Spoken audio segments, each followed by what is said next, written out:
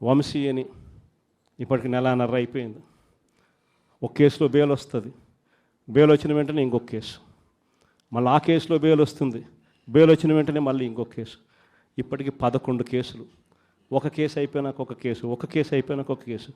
2 నెలలు దాదాపుగా వంశీ ఈరోజు జైల్లోనే కనపడతా ఉన్నాడు. ఇంకొక దళితుడు ఎక్స్ఎంపీ నందిగామ సురేష్ పాపం నెలన్నర రోజులు పాపం జైల్లో పెట్టారు.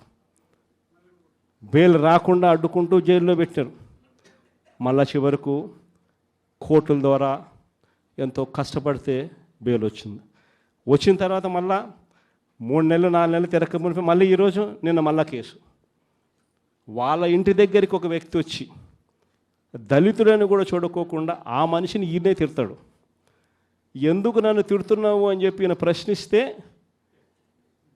ఈయన మీద కేసు పెట్టి జైల్లో పెడతా ఉన్న పరిస్థితి మొట్టమొదటిసారిగా ఇప్పుడు చూస్తూ ఉన్నాం. అది ఈరోజు